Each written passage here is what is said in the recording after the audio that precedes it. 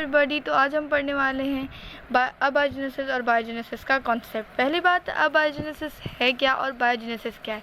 Abiogenesis हम उससे कहते हैं जिससे हम नॉन लिविंग है फिर उससे लिविंग प्रोड्यूस होना। कैसे हम जो एक बात बताऊं, एक साइंटिस्ट था एरिस्टोटल, जो बिलीव करता था कि हम इंसान जो है वो मिट्टी से बना हुआ है। जैसे हम कहते हैं ना हम मिट्टी से बने हुए हैं, तो यानी नॉन लिविंग से लिविंग चीज़ें प्रोड्यूस होती हैं। तो एरिस्टोटल ने बहुत से साइंटिफिक एक्सपेरिमेंट्स किए जिसकी बुनियाद पर उसने कहा कि अबायोजेनेसिस प्रोसेस सही है।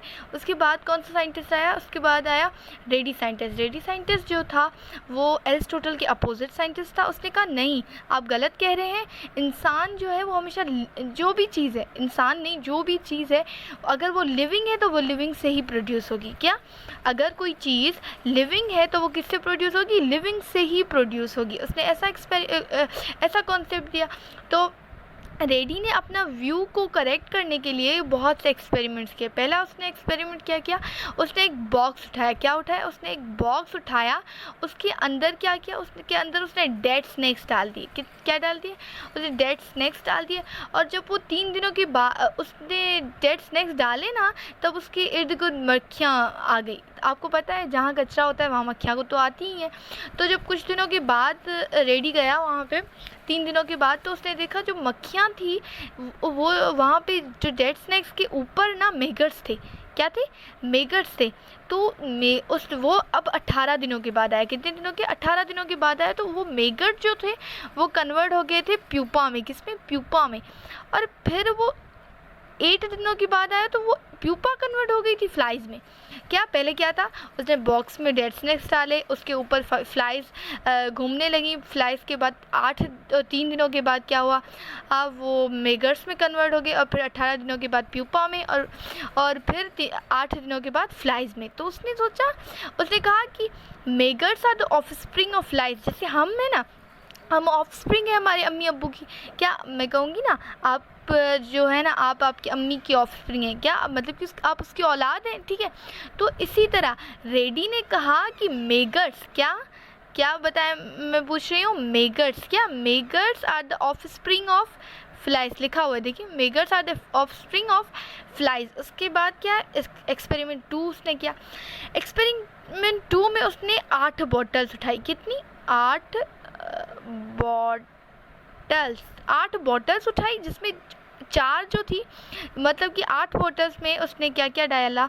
उसने मीट डाला, उसने डेड फिशेस डाली। देखिए लिखा हुआ है, डेड फिशेस डाली और डेड स्नैक्स डाले, मीट डाला, ये सब चीज़ें डाल दी। मैं आपको एक्सपेरिमेंट भी दिखाती हूँ, चले उस दूसरे पेज पर।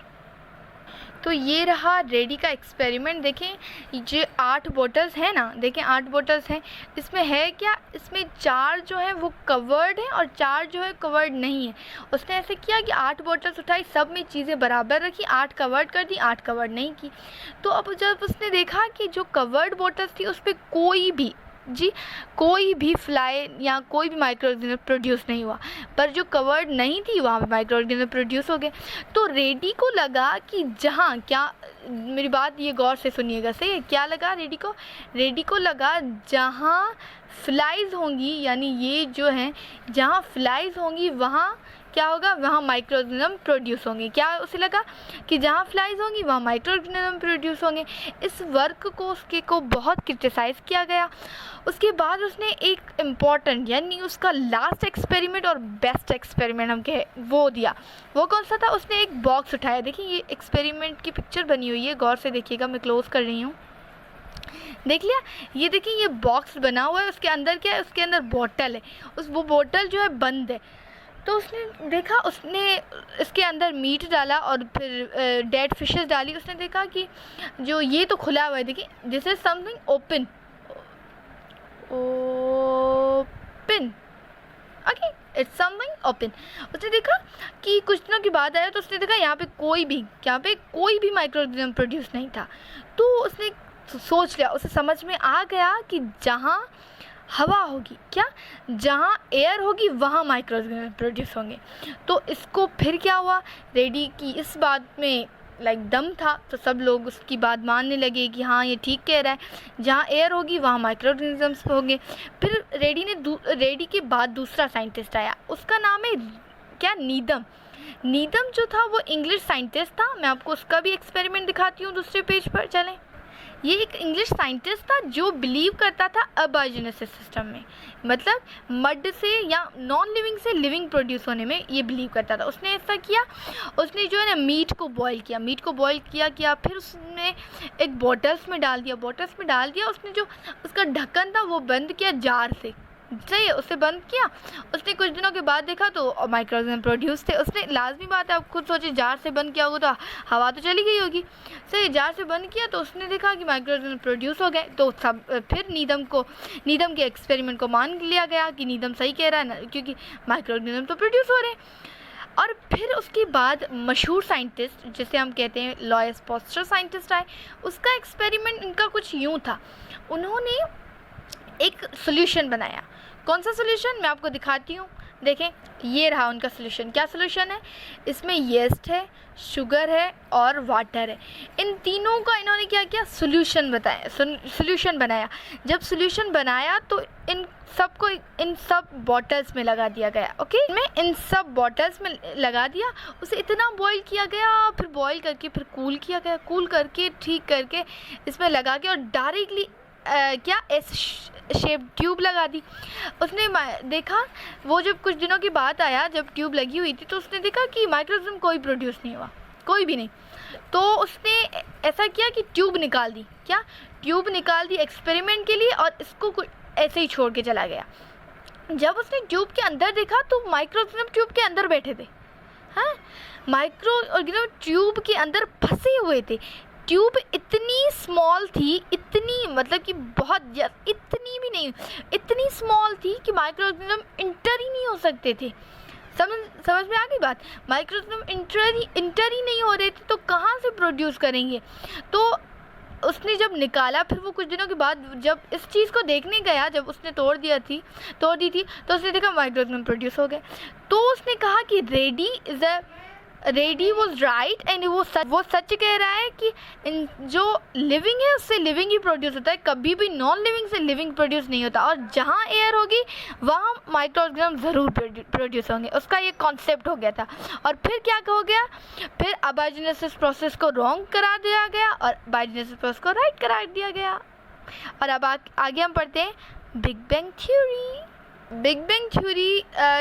इसमें किताब में लिखा हुआ है कि हम 1500 बिलियन ईयर्स अगो की बात है कि एक बड़ा बिग बैंग हुआ।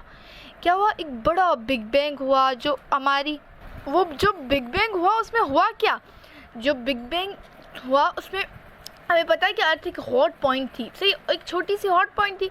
जब बिग बैंग हुआ तो वो अर्थ धीरे धीरे बड़ी होने लगी।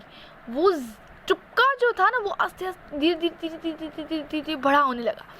जब वो बड़ा हो रहा था तो हमारा जो टेम्परेचर है अर्थ का, वो धीरे धीरे डिक्रीज़ हो रहा था। क्या हो रहा था, डिक्रीज़ हो रहा था अर्थ का टेम्परेचर, ठीक है। जब अर्थ का टेम्परेचर डिक्रीज़ हुआ, अब बात करते हैं 4.6 बिलियन ईयर्स अगो की।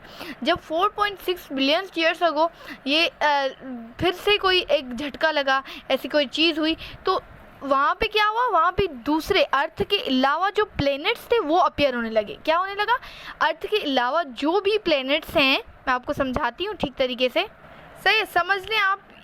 ये अर्थ है, सही है, इसके आगे भी कुछ प्लैनेट्स होंगे, फिर हमें पता है कितने प्लैनेट्स हैं, सही है। तो वो प्लैनेट्स धीरे धीरे अपीयर होने लगे, और उस वक्त earth was rich in hydrogen, okay.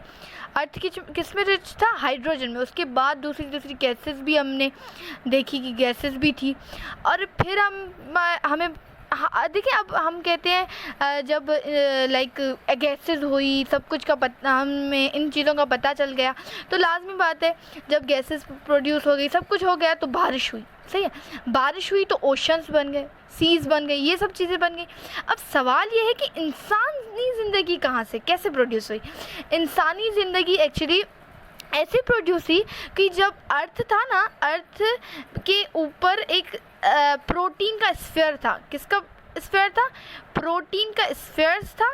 तो जो प्रोटीन या और आरएनए भी हम कहते हैं, देखिए प्रोटीन और आरएनए की कॉपीज़ भी हम बना सकते हैं। जब अब खुद सोचिए, पहले डीएनए था, फिर आरएनए हुआ, यानी प्रोटीन भी है, और फिर उनकी कॉपीज़ भी बन सकती है। जब कॉपीज़ बन सकती है तो इनके डीएनए के अंदर तो जीन भी होती है ना, तो जीन की कॉपीज़ बन गई। तो ऐसी क्या हुई, हमारी ज़िंदगी की फॉर्मेशन हुई, हमारी ज़िंदगी मतलब कि ओरिजिन हुई हमारी ज़िंदगी की। जीन ट्रांसफ़र होती गई और हम प्रोड्यूस होते गए, ठीक है। उसके बाद क्या है, हम इसे ऑर्गेनिक इवोल्यूशन कहते हैं। दूसरे पेज पर लिखा हुआ है, मैं बताती हूँ। ये देखिए लिखा हुआ है ऑर्गेनिक इवोल्यूशन। हम इसे ऑर्गेनिक इवोल्यूशन कहते हैं जो जिसके बारे में हमें जो 2 साइंटिस्ट, मशहूर साइंटिस्ट थे, उन्होंने बताया। एक था चार्ल्स डार्विन और दूसरे मशहूर साइंटिस्ट लेमार्क ने बता दिया ऐसी चीज़ें हुई थी। और इस तरह हमारी जो बिग बैंग थ्योरी है वो कंप्लीट हो गई। पर आप दूसरी बात कि बिग बैंग थ्योरी हम करेक्ट हो सकती है, पर कंफर्म नहीं है बिग बैंग थ्योरी का कि वो करेक्ट है। समझ गए आप, इसका कंफर्म नहीं है कि वो करेक्ट है, क्योंकि अभी तक वो थ्योरी ही चल रही है, अभी लॉ में कन्वर्ट नहीं हुई। इसीलिए क्या है, वो बिग बैंग थ्योरी ही है अभी तक। I hope so it is very clear to you all of you। और बस मेरे चैनल को लाइक एंड सब्सक्राइब प्लीज़ ज़रूर कीजिएगा। अल्लाह हाफ़िज़। अब दूसरी वीडियो में मिलेंगे। अल्लाह हाफ़िज़।